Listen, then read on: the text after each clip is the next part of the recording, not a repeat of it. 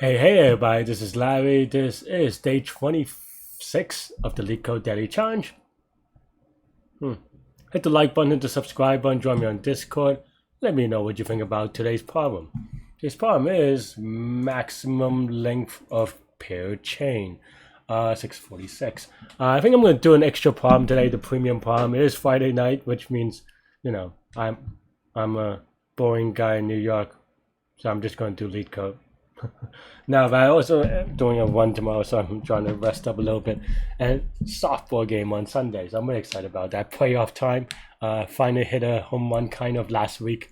So hopefully, follow that up. All right, let's see. You're given an array of n pairs where pair sub I is left sub I, right sub I, and left sub I. Okay, so yeah, right is to the left of, or right is to the right of left. Okay. A pair P2 is equal to CD follows a pair if B is less than C. Okay. A chain of pairs can be formed in this fashion. Return the length of the longest chain which can be formed. You do not need to use up all the given intervals. You can select pairs in any order. N is 1,000, so this actually, what's the constraints? I mean, that part doesn't matter as much, but there are a couple of ways to do it actually. I think there is a events-based thing, but there's also a dynamic programming solution. There's actually a couple of dynamic programming solutions, to be frank. There's the n square longest path in the DAG one, which we did longest path in the DAG like not that long ago, right? What was that, a contest? Don't remember. Sorry, just double checking. Maybe that was the contest. But we did do a longest path in the DAG very recent. Oh yeah, I think that was like Q3 or something on the last contest. So yeah, so there's that, and then so yeah, we have done that. Then that would be easier. But yeah, longest path in the DAG, and in this particular case, it is going to be n squared because there's an implicit n square is the number of edges, right? You can also just do like a sweep line type of dynamic programming. You can maybe call it dynamic programming, you could call it greedy. The point of that is just visualizing, right? Basically, when you're processing, you basically process two bits. You process the beginning bit and then the right bit, the end bit of a segment. You can think about it as segments, and you're trying to, find chains where, well, I guess that it is really what the problem is. After you visualize them as segments, you just have non-overlapping segments, right? And in that way, you always choose the longest chain that you can see at the beginning while processing the end. That's kind of dynamic programming. That's also kind of sweep line. You can think about it in both. We could think about it in both terms and visualize them in both ways as well. I definitely advocate,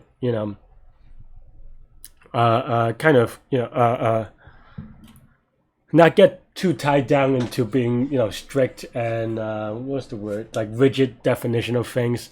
It's all about just understanding, right? Keep that in mind when people use words like greedy and dynamic programming. Yeah, they're concepts and they have definite meanings, especially when you want to communicate with other people.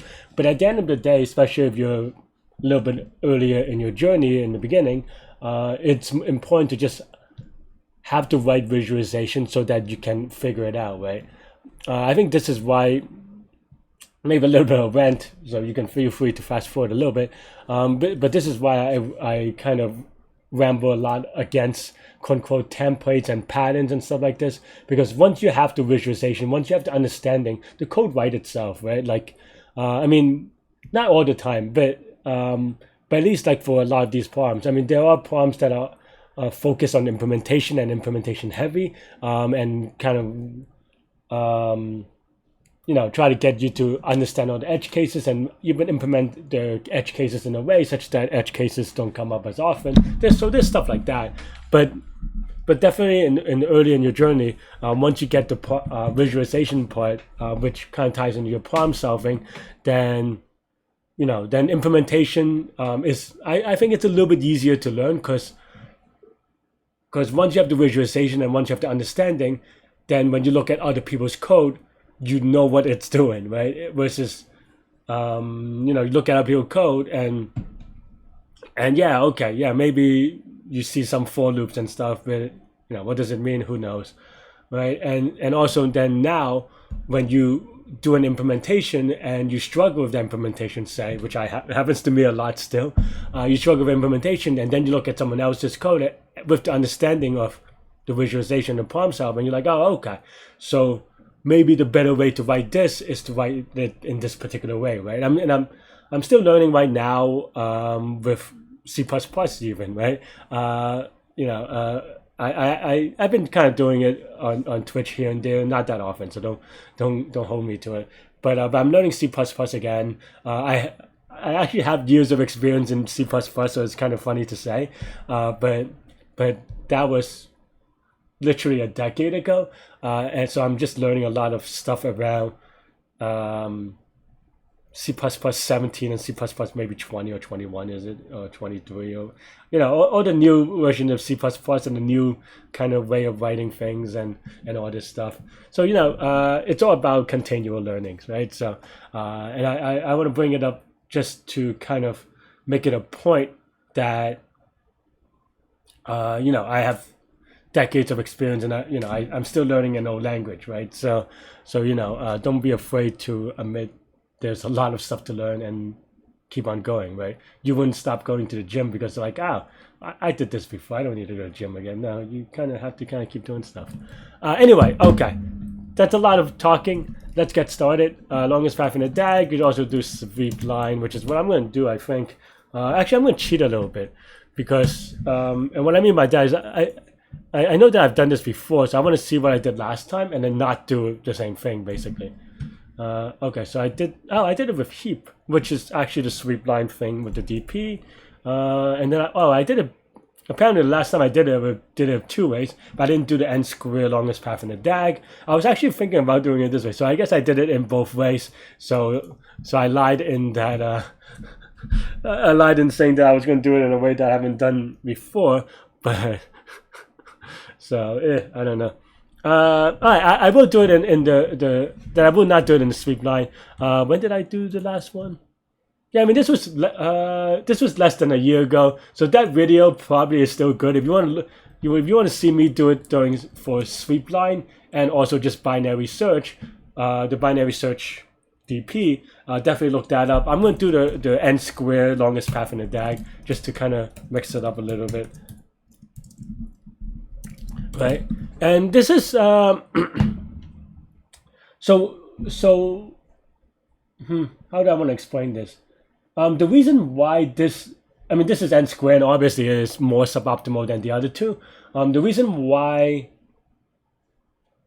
there is a more optimal solution, given the longest path in the DAG is usually v plus e, where e is n squared. There's all these ideas of implicit edges, but and maybe I'll draw a visualization. But if you think about all the implicit edges, then you could kind of combine some.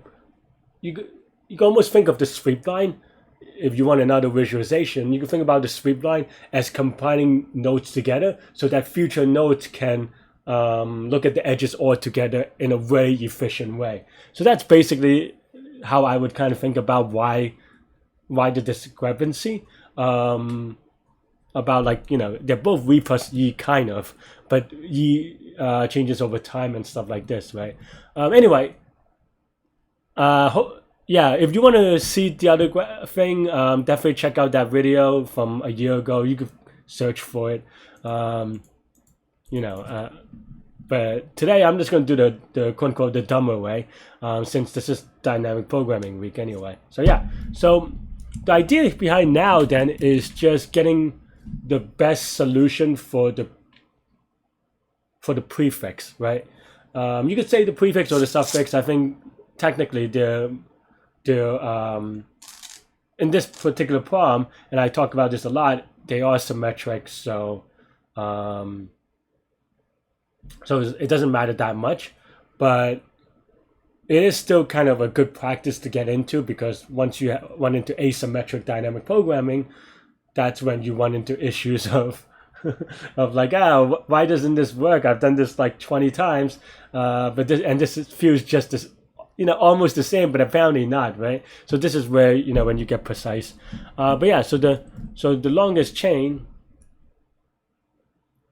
Yeah, so find longest, maybe a little bit lazy, index, and you can define it both ways, but the way that I'm going to define it is returns the longest path that from something like pairs from 0 to pairs of index inclusive, right? Something like that. I think one thing that I just noticed is that we probably have to do some sorting, which is fine. And the reason is because then now it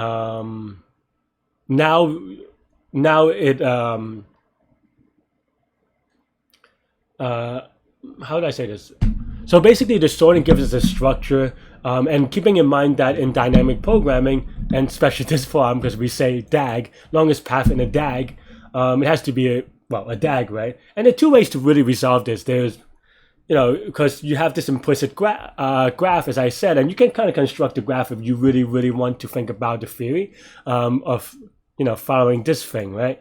And this would create an edge, and then the idea behind that is that what you have to do is do a topological sort. Right, if you do a topological sort, then now you have the dependency graph, and you also have the DAG from which, you have the dependency DAG. I mean, I guess you don't have to do a topological sort, but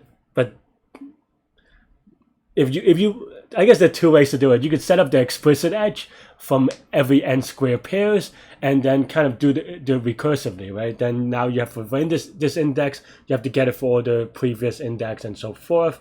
I think that's a very common. I mean that's doable, and in essence, what you're doing is a topological sort, even if it's not.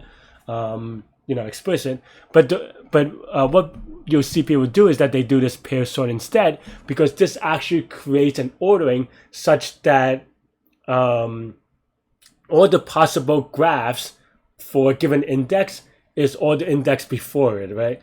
So that's basically kind of a thing that we do, give a structure, and in a way it gives us a sort of a topological sort so that we can handle things differently. But that's another way of doing it. So actually, let me, like I said, we already did it two different ways. So let's do it two different ways today. Let's do it with constructing the explicit graph, and then let's do this sorting thing, right? And keep in mind that my caveat for this particular day is that these are not necessarily the optimal. I mean, this is clearly not the optimal, because if you watch the other video, those are more optimal. But I want to give you more ideas, more toolings to kind of think about the same problem, right?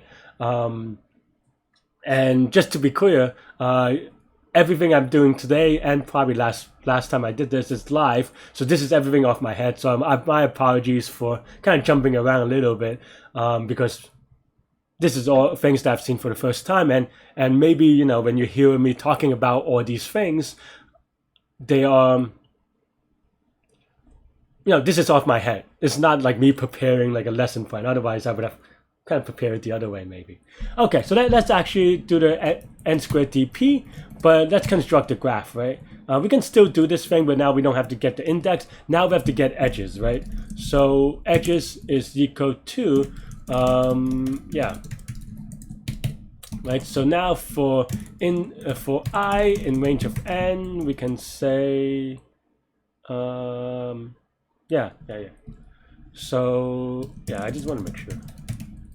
And then now, for j in range of n, and we don't have to do I is not equal to j, though I guess it makes it slightly efficient, because they will never be the same pair, because the a is never going to be over b. So yeah, so.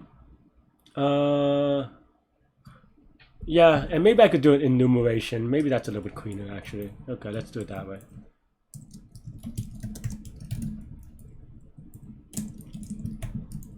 Right. Oops.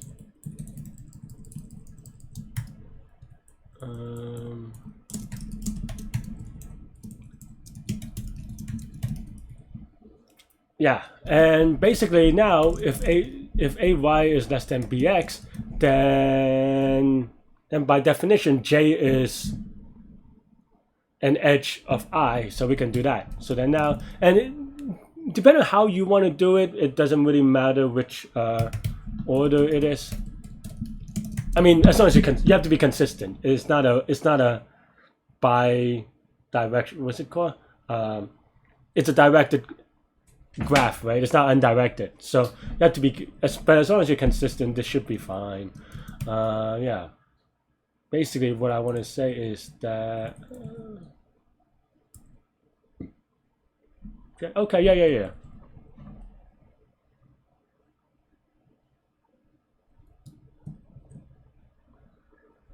Okay.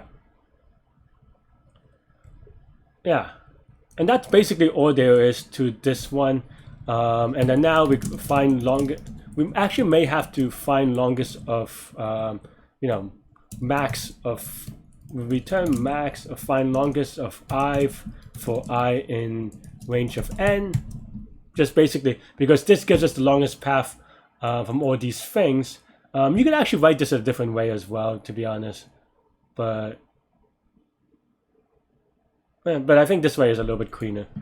I think I said this a little bit incorrectly. As long as path from pairs 0, ending at index. So just to be clear, so it has to end at index. I think that makes it a little bit clearer. Well, I mean, I think the reason the definition changes because we also changed the way that we're writing it. Like I said before, before I was going to do that sorting thing, right? So yeah, let's see. So yeah, so now so the best is equal to say 0. Why not? Or just 1 for, you always have one pair when you have a pair. And then now you go for previous in edges sub index. And this doesn't even have to be a list. This should be an array of lists, a list of lists. Oh well. But yeah, now you go find longest of previous plus 1, right? So now best is equal to max, best, and this is just regular HTTP longest path in a DAG, right? And that's pretty much it. This is going to be a little bit slow because we do a lot of branching every time. So this is the part where we have to do memorization, and of course memorize. Index goes from 0 to n for clean reasons. So all we have to do is just cache to the end, and it's fine. Yeah.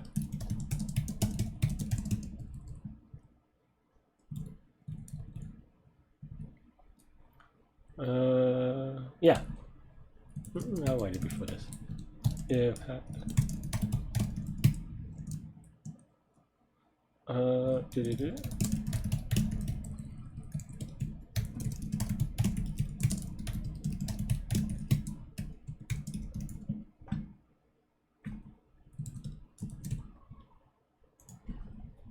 yeah, so that looks good. Let's give it a quick submit. Hopefully I didn't make a silly mistake. Hopefully it doesn't time out also because, this is Leetcode, right? N square is usually going to be good, but Leetcode is Leetcode. That's what I'm going to say about this one. So we have a 1243 streak. Yay. Okay. So yeah, I mean, as I always said, this is, so what is the time complexity here, right? Well, this one is already N square, just to be clear. So this takes N square, but let's do the DP part as well, which is that total time is going to be number of inputs times time per input, and time per input is going to be O of n, because each of them can have in theory n other edges, and then number of inputs obviously is also n, or O of n if you want to keep it that way. So total time is going to be O of n squared. And that's pretty much it for this particular way to solve it. Like I said, this is going to be n squared, and like I said, that's just, that's one way to solve it. Yeah. And of course, you can do this bottoms up as well. But of course, that's where the topological sort stuff comes in handy with bottoms up. It is actually, I'm not gonna lie, I haven't done it in a long time, and in fact, it's very rare that you need it. But as a upsolving to kind of test your dynamic programming understanding and knowledge, I want to say I challenge you to kind of do this bottoms up. It's not as easy as you think it is. No, it's not too bad, but yeah, in the sense that you already construct the edges in this way. How do you write this part bottoms up? It's actually, it's not impossible, but it is challenging if you haven't done it a few times. My hint for you is think about how topological sort works, right? Yeah. So okay, so that's one way. Let's go back to the other way of sorting it, right? So as we said, we can kind of construct a sort of a fake topological sort by sorting, and then now, and I'm lazy, so and my caching trick anyway. So I'm just gonna keep this here for now, and then now all we have to do is I guess best is still one if it doesn't look at it, but now instead of having the explicit edges like we had before, now we have to look for the edges again. And actually, in theory, the way that I've had it before, even without the sorting, you could have actually done the if statement here, I think, if you just loop through everything, right? So if you do like for previous, like the same thing. So, and now basically it makes the optimization a little bit cleaner in that now you could say, for previous index, xpy in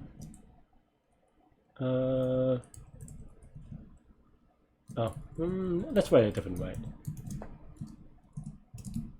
In range of all the way up to index, right? And then now bxby is equal to pairs of previous. If and maybe just to keep the lingo consistent, we'll do something like this, right? And then now if ay is then now we can do that, right? This is basically essentially the same.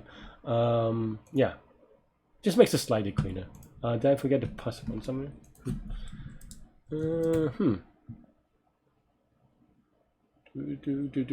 Apparently I have some mistake here, so we'll see how that goes. Am I off by one? That's funky. One previous. What did I miss? But this is the idea anyway, right? Oh, I forgot to sort because I don't know why I commented it out. Okay, there we go. Well, that definitely is a bug, but still don't know why this isn't working. At least it's consistent in that it is one.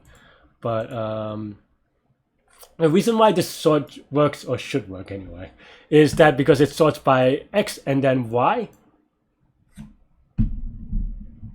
So that means that, yeah, because by kind of, I guess, contradiction or something like this, if a number has a bigger X,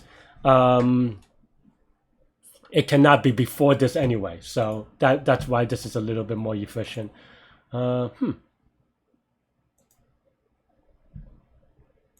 Oh, I got them in the wrong order because this is the previous, so this is the bxby. Silly Larry. Alright, there you go. Should work now, right? Hopefully. Yeah, it looks good. Whoopsie daisies. And yeah, so that's kind of you'll probably see this actually very often as well, the sorting thing, and you can kind of see that the performance actually improved a lot because obviously there's an additional n log n, but this basically now, instead of, there is still O of n squared. This didn't really change. The analysis is exactly the same. The caching is exactly the same. The reason is because this only goes to get the previous. So then now you have this, instead of O of like a hard n squared, this is more like n squared over 2. Because now you can think about the matrix. Like if you have a matrix of an n by n matrix, here we only look at numbers that are smaller than index, then we have half the matrix, right? Half the square. So this is n squared over 2. So then this already makes it twice as fast. And And yeah, and less memory, I guess, just because of the stack implications. Anyway, that's what I have for today. I think I went really in depth with this one. Hopefully, you don't need it, but it's just kind of, if you're interested in thinking about different ways to think about all these things, because I think for me, especially, when you're practicing and when you're talking about understanding, this is what I mean, right? There's so many different ways of solving these things. Well, maybe not all the time, but it's not always true that there's only one way of solving it for sure. And I think for me, one of the things that people, that I find it both a little bit funny and a little bit proud of myself sometimes, is that whenever I solve or not whenever, but very, not uncommonly, when I solve a problem where, like, some of the really ridiculously smart people like Alex or Josh are like, why did you do it this way? And I'm like, oh no, it works, right? And that's good, true. It's good enough, right? For a contest. They're like, why? What are you doing? And I'm like, at the end of the day, in competitive as is in real life, and by real life I mean like engineering in a real job or something. All you're trying to do is solve problems and fix things, right? It doesn't matter, as within constraints, obviously, just as also in real life. It doesn't really matter as much the details, right? I mean, some of the constraint in the real world, some of that constraint includes, future adaptability or something like this, flexibility and scalability and all this stuff. And that's part of the constraints when you solve the problem. But, at the end of the day, they'll expand your tooling and kind of, create all these things. And really, really understanding your tooling is what I always advocate. That's why today I kind of spend the entire day doing the suboptimal way of solving this. But like, as I said, maybe I'll put it in the comments if you could find the other video or something like this. Obviously, it's much faster, but we knew that. That's all I have for today. Let me know what you think. Have a great weekend. And stay good, stay healthy, to good mental health. I'll see y'all later and take care. Bye-bye.